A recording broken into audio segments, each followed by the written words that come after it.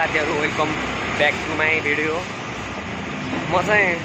मलाई यस्तो लाग्छ कि हैन आफ्नो देशमा के गर्न पाइरहे भए अलि सानो केही सानो चीज के गर्न पाइरहे भए जस्तो लाग्छ के। अब म चाहिँ सानो छँदा हैन एकदमै हरामी थिएँ के, किनकि हल्का अब सानोको चिजहरु थाहा हुँदैन नि त।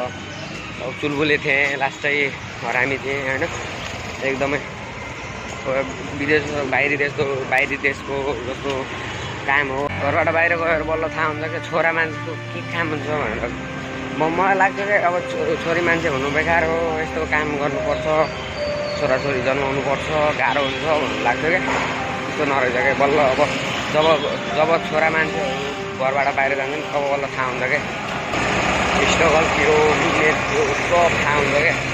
साँच्चै भन्नुपर्दा होइन, बल्ल थाहा हुन्छ क्या छोरा मान्छेको गर्नुपर्ने ठाउँहरू। अब यस्तै हो जिन्दगी होइन, कहिले तल कहिले माथि भइहाल्छ। अब बाहिर देश हो, दुःख त भइहाल्छ नि। अब भित्र हजारौँ शब्दहरू गुम्सिरहेछन्, मसँग मिल्ने साथीहरू सबै मूर्ति भएछन्।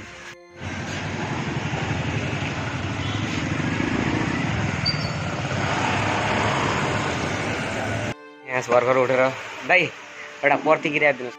तपाईँले इन्डियामा काम गर्दै हुनुहुन्छ होइन, गाडीहरू धुनुहुन्छ होइन, इन्डियाको तपाईँ सेपवा भन्नुहुन्छ होइन, चाइनिजको। तपाईँ पनि अब बिहान उठेर गाडी साडी धुनुहुन्छ होइन, गाडी धोएर अब आफूले नेपालमा जागिरी पाइदिया भए, सानोतिनो जे जस्तो भयो भने बरु गोबर सोर्ने होस् होइन, त्यस्तो खाले जागिरी पाइदिया भए होइन, नेपालमै बसेर पाइदिया भए तपाईँलाई कस्तो हुन्थ्यो र के हुन्थ्यो?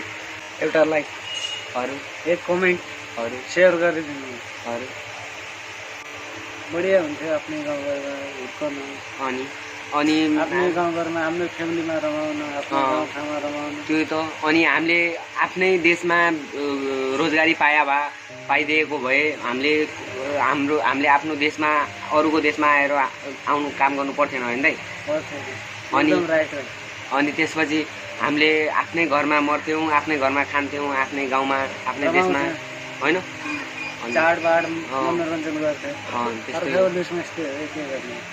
कस्तो हुन्छ दाइ? गाह्रो हुन्छ लास्टै। सेटले के गर्छ? लास्टै थर्काउँछ। ए दाइ